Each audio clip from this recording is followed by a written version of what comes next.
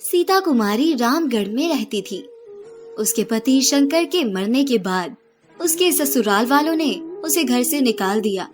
वो इसलिए कि उन्होंने उस पर इल्जाम लगाया कि सीता कुमारी सिर्फ बेटियां ही पैदा करती रही। उसकी 3 बेटियां थी, सबिता, अमृता और पुष्पा। सीता अपनी तीनों बेटियों को लेकर रामगढ़ में रहने लगी। उसे बहुत शौक था कि उसकी बेटियां पढ़ लिख कर बड़ी अफसर बन जाएं, ताकि वो उन पर गर्व कर सके। उसने तीनों बेटियों को बुलाकर कहा, मेरी प्यारी बच्चियों, खूब मेहनत से पढ़ो और एक दिन बड़ी अफसर बनकर मेरा नाम रोशन करना। तीनों बेटियों ने कहा, हाँ माँ, हम पढ़ लिख कर अपने हालात जरूर बदलेंगे। उस दिन के बाद सीता ने एक फैक्ट्री में नौकरी कर ली और अपनी बेटियों का खर्च खुद उठाने लगी। फिर वक्त गुजरा तो उसकी बेटियों की पढ़ाई का खर्चा बढ़ने लगा। वो इतने ज्यादा पैसे नहीं कमा सकती थी। फिर वो बीमार रहने लगी। एक दिन बड़ी बहन अमृता ने छोटी बहनों से कहा, माँ अब काम नहीं कर सकती क्योंकि वो बूढ़ी और बीमार हो गई है, इसलिए हमें उसका बोझ उठाना चाहिए। अमृता की बात सुन छोटी बहनों ने भी उसकी हाँ में हाँ मिलाई और फिर अमृता ने उन्हें अपना फैसला सुनाते हुए कहा, मैं कल से कॉलेज नहीं जाऊंगी। मैं अब किसी फैक्ट्री में काम ढूंढ लूंगी ताकि माँ को ज्यादा मेहनत ना करनी पड़े, लेकिन इस बात का माँ को पता ना चले। छोटी बहनों ने सर हिलाया और रोते हुए उसे गले लगा लिया।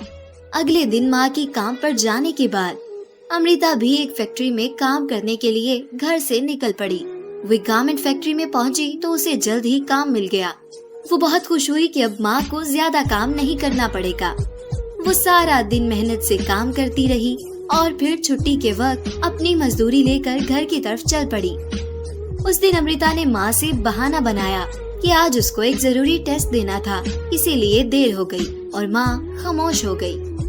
अगले दिन वो माँ के काम पर जाने के बाद घर से निकली और फैक्ट्री पहुँच गई और वहाँ सारा दिन काम करती रही।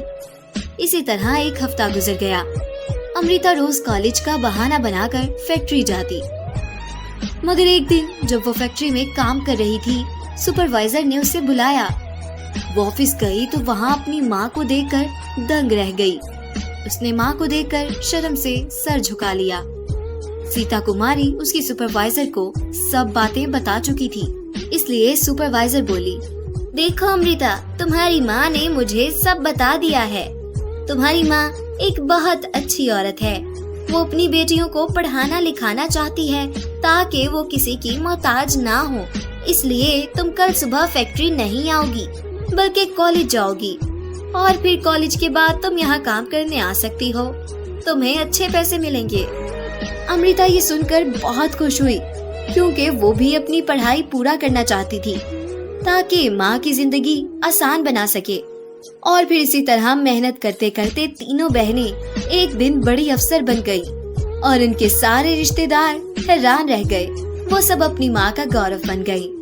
सच कहते हैं कि भगवान मेहनत का फल जरूर देता है।